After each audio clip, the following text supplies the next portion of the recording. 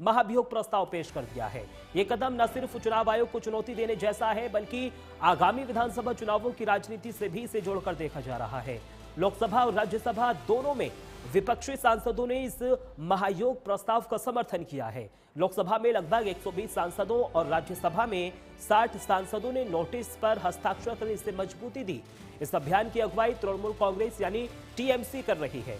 पश्चिम बंगाल में जल्द होने वाले विधानसभा चुनाव और चुनाव आयोग की प्रक्रियाओं को लेकर सत्ताधारी पार्टी की नाराजगी को इस कदम से जोड़कर देखा जा रहा है। विपक्ष ने बताया कि नोटिस की कॉपियां लोकसभा और राज्यसभा में जमा कर दी गई है। चीफ इलेक्शन कमिश्नर के खिलाफ हटाने का जो नोटिस दिया है,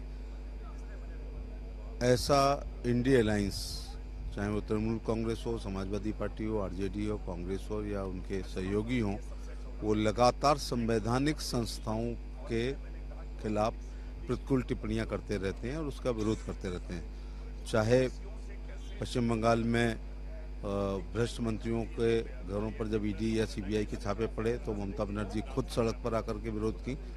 इसी प्रकार से ईवीएम का विरोध किया। इसी प्रकार से उन्होंने ईडी और सीबीआई का समय समय पर माननीय अदालतों के खिलाफ भी टिप्पणी करी और अब मुख्य चुनाव आयुक्त के खिलाफ नोटिस दे करके उन्होंने फिर सिद्ध कर दिया है कि संवैधानिक संस्थाओं, संविधान और डेमोक्रेसी में उनका कोई विश्वास नहीं है। इम्पीचमेंट उनके खिलाफ कांग्रेस ने भी, संपूर्ण विपक्ष ने, और मैं कहूंगा इंडिया ब्लॉक ला रहा है, क्योंकि उनका आचरण पद की गरिमा को गिराने वाला है। सीसी भारत के संविधान में ये प्राविधान है कि जब ऐसी स्थिति उत्पन्न हो तो संविधान के अनुसार उनके खिलाफ लाया जा सकता है।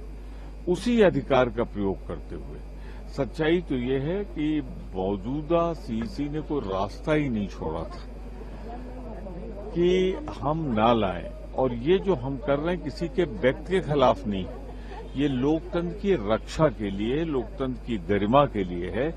उनका जो आचरण रहा है वो भारत के संविधान के खिलाफ रहा है। वो एक धर्म विशेष को चाहते थे कि उसमें जो एसआईआर बन के आई ही ना हो। इतनी बात तय है कि जब हार पक्की हो, और ऐसा बिहार में भी हम लोगों ने देखा, ऐसे ही आरोप इलेक्शन कमीशन ऑफ इंडिया के खिलाफ राहुल गांधी और तेजस्वी यादव लगा रहे थे, लेकिन ऑनरेबल सुप्रीम कोर्ट के समक्ष दायर अनेक याचिकाओं के सुनवाई के दौरान कोर्ट ने बार बार ये अवसर दिया कि आप दस्तावेजी प्रमाण समर्पित कीजिए। ऐसा वो नहीं कर पाए। बिहार में चुनाव हुए, सरकार नीतीश कुमार जी के नेतृत्व में बनी। पश्चिम बंगाल या देश के जिन राज्यों में, जिसमें केरल, तमिलनाडु, ऐसे कई राज्य हैं, यहां भी बिल्कुल तय है कि वहां मजबूत स्थिति में अब डीएमके दिखती है और स्थानीय साझेदारों के साथ। देखिए, आपने पक्ष और विपक्ष को सुना। भारत में संवैधानिक पदों पर बैठे अधिकारियों के खिलाफ महाभियोग का इतिहास रहा है। पहले सुप्रीम कोर्ट के जजों के खिलाफ संसद ने महाभियोग की प्रक्रिया अपनाई थी और इसी के बाद ओम बिरला के समय भी चुनाव आयोग और संसदीय मामलों में जुड़े कई मुद्दों पर चर्चा भी हुई थी। कैसे मुख्य चुनाव आयुक्त को हटा सकते हैं, तो देखिए, लोकसभा और राज्यसभा में विशेष बहुमत से प्रस्ताव पारित होना बहुत ज्यादा जरूरी है और इसी के साथ साथ हटाने का जो कारण है दुर्व्यवहार या फिर अक्षितमा हो, यानी यहां पर इनके साथ जैसे आप अगर चुनाव आयुक्त को हटाते हैं तो उन पर आरोप ये लगना चाहिए। इसी के साथ साथ इसके लिए सदन में उपस्थित सदस्यों का 2/3 बहुमत बहुत ज्यादा जरूरी है, तभी आप सीईसी को हटा सकते हैं। और इसी के साथ प्रस्ताव पारित होने के बाद राष्ट्रपति इस पर अंतिम मोहर लगाते हैं और इसी के बाद फिर उनको इस पद से हटा दिया जाता है। ये प्रक्रिया सुप्रीम कोर्ट के न्यायाधीशों के महाभियोग में भी अपनाई जाती है। जैसे सीईसी के खिलाफ अब विपक्ष की ओर से ये इस तरीके से महाभियोग लाया गया है। सीईसी के खिलाफ महाभियोग प्रस्ताव, देखिए, मुख्य चुनाव आयुक्त और सुप्रीम कोर्ट के जज को हटाने की प्रक्रिया एक ही समान होती है। यहां पर 2/3 बहुमत होना होता है, राष्ट्रपति की इसमें मंजूरी होती है। सीईसी को अनुच्छेद 324/5 के तहत हटाया जाता है। तो देखिए, ये तमाम प्रक्रिया है जो बहुत ही ज्यादा जरूरी अपनानी होती है। संविधान में महाभियोग शब्द का उल्लेख नहीं है, लेकिन प्रक्रिया एक ही जैसी है। ये देखिए, और इसी के साथ प्रस्ताव लोकसभा या फिर राज्यसभा किसी भी सदन में लाया जा सकता है। यानी सीईसी को हटाने के लिए ये जो प्रस्ताव है लोकसभा में भी लाया जा सकता है और इसी के साथ साथ राज्यसभा में भी लाया जा सकता है। लोकसभा में प्रस्ताव के लिए 100 सांसदों के हस्ताक्षर आवश्यक हैं, यानी 100 सांसदों की इसमें हस्ताक्षर बहुत जरूरी है। राज्यसभा में प्रस्ताव के लिए 50 सांसदों के हस्ताक्षर आवश्यक है।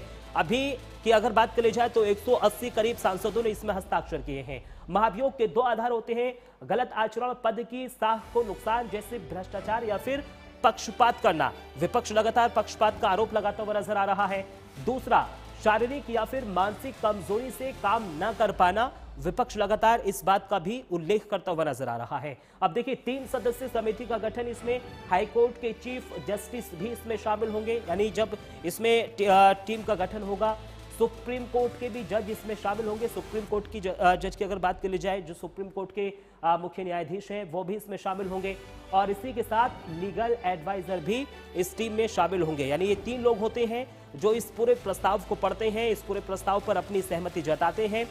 आरोप साबित होते हैं तो संसद में महाभियोग प्रस्ताव पेश किया जाएगा। यानी जब ये 3 टीमें बैठेंगी और उसके बाद जब प्रस्ताव पढ़ा जाएगा, संसद की मौजूदा स्थिति देखिए क्या है। अभी जरूरी मत 525 वोट है, प्रस्ताव पास के लिए 2/3 बहुमत चाहिए, लेकिन लोकसभा में 543 सांसद, 2 सीट खाली हैं, कुल सीट 541 लोकसभा की अगर बात कर ली जाए।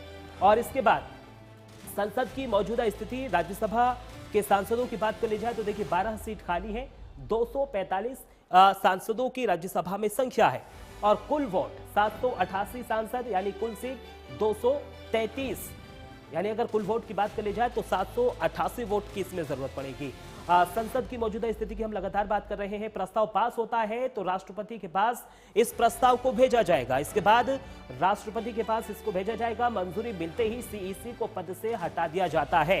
यानी अंतिम मोहर राष्ट्रपति की लगेगी। राष्ट्रपति जैसे ही अंतिम मोहर लगाएंगे उसके बाद सीईसी को हटा दिया जाएगा। अब देखिए, ज्ञानेश कुमार कौन है इसको बता देते हैं। केरल कैडर के 1988 बैच के सेवानिवृत्त IAS अधिकारी हैं ज्ञानेश कुमार और IIT कानपुर से बीटेक इन्होंने किया है। ज्ञानेश कुमार ने IIT कानपुर से बीटेक किया है और IAS है वो सेवानिवृत्त। हार्वर्ड विश्वविद्यालय में भी अध्ययन इन्होंने किया है। हार्वर्ड विश्वविद्यालय से इन्होंने अपनी पढ़ाई की है। और देखिए, गृह, सहकारिता और संसदीय कार्य मंत्रालय सहित कई महत्वपूर्ण मंत्रालयों में वो काम भी कर चुके हैं। तो देखिए, तमाम बड़े पद हैं और इस तमाम बड़े पदों पर ज्ञानेश कुमार रह चुके हैं, लेकिन ज्ञानेश कुमार के खिलाफ विपक्ष लगातार लामबंद होता हुआ नजर आ रहा है। विपक्ष ने मांग कर दी है कि सीईसी को यानी ज्ञानेश कुमार को हटाया जाए, लेकिन ये एक बहुत बड़ी प्रक्रिया है और इस प्रक्रिया के तहत ही यहां पर अब देखने वाली बात यह होगी कि विपक्ष की ओर से, क्योंकि देखिए महाभियोग तो ला दिया गया है, अब आगे की क्या कुछ प्रक्रिया अपनाई जाएगी वो देखने वाली बात होगी। तो देखिए, लखनऊ में